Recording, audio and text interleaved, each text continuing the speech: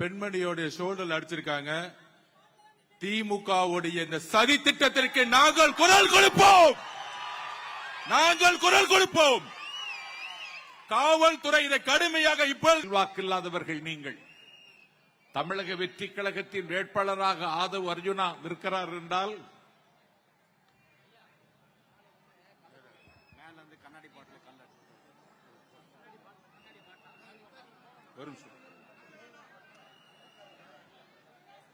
காவல்துறைக்கு எங்களுடைய பணிவான வேண்டுகோள், எங்க கூட்டத்தில் இருக்கக்கூடிய பெண்மணிகள் உட்கார்ந்து இருக்கக்கூடிய ஏரியால கண்ணாடி பாட்டில வச்சு அடிச்சுக்கிட்டு இருக்காங்க.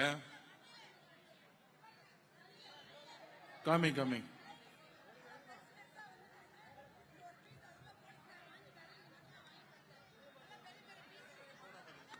சோடா பாட்டில் கண்ணாடி பாட்டில வச்சு அடிச்சுக்கிட்டு இருக்காங்க. தூள் பாட்டில உடைச்சு தூள் அடிச்சு ஒரு பெண்மணியோட ஷோல்டர் அடிச்சிருக்காங்க. திமுகவுடைய இந்த சதி திட்டத்திற்கு நாங்கள் குரல் கொடுப்போம். நாங்கள் குரல் கொடுப்போம். காவல்துறை இதை கடுமையாக இப்பொழுதே கண்டிக்கிறோம். இல்ல இதே இடத்துல நாங்க உட்காருவோம், கிளம்ப மாட்டோம். இன்னும் அராஜகம் நடந்துகிட்டு இருக்கு. கண்ணாடி பாட்டில் வச்சு அடிக்கிறதா ஜனநாயகமா? திரு மு க ஸ்டாலின் சார், நிப்பாட்டியா எல்லாத்தையும் நிப்பாட்டியா. இப்பயே எவ்வளவுதான் அடிப்பீங்க? எவ்வளவுதான் அடிப்பீங்கன்னு கேட்கிறேன். நாங்க பொறுமையா இருந்துகிட்டு இருக்கோம். திருப்பி அடிச்சா தாங்க மாட்டீங்க சொல்லிட்டேன் நானு.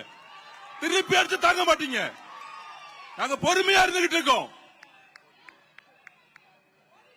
திமுக திருப்பி கேட்டுக்கிறேன், காவல்துறை எங்களுடைய பெண்கள் மீது கை வைத்தால் நாங்க சும்மா இருக்க மாட்டோம். கண்ணாடி பாட்டில உடைச்சு எரிஞ்சது யார்? இந்த நைட்டை கைது செய்யணும். இப்பவே கைது செய்யணும். இல்லை என்றால் அதை வச்சா இங்கே உட்கார்ந்துட்டு இருப்பேன். இங்கே உட்கார்ந்துட்டு இருப்பேன். எங்களுக்கு நியாயம் கிடைக்கல, இங்கே உட்காருவோம். எவ்வளவு பொறுமையா இருக்கிறது?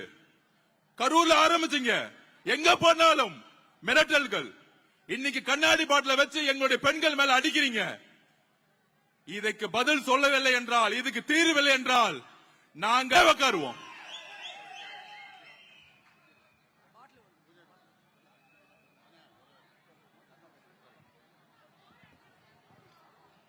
தயவு செஞ்சு இந்த கண்ணாடி துண்டு அடிக்கிறவங்க யாரா இருந்தாலும் சரி, நீங்க ஒரே ஒரு தாய்க்கு அப்பனுக்கு பிறந்திருந்தா நினைக்கிறேன்.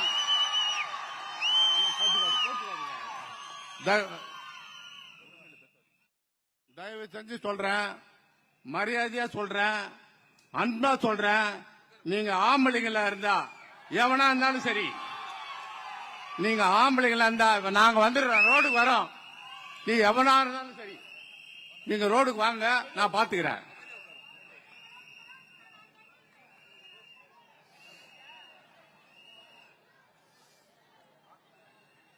இப்போதுதான் தொடங்கி இருக்கிறோம். உங்களுக்கு இப்பொழுதே வியர்த்து கொட்டுகிறது என்றால், விபரீத நடவடிக்கைகளை மேற்கொள்வதற்கு ஆயத்தம் ஆகிறீர்கள் என்றால், கலவரத்தையும் காலித்தனத்தையும் கட்டவிழ்த்து விடுவதற்கு ஒத்திகை பார்க்கிறீர்கள் என்றால், நான் நண்பர் ஆதவ் அர்ஜுனா அவர்களுக்கு சொல்லிக் கொள்கிறேன், வீசப்பட்டது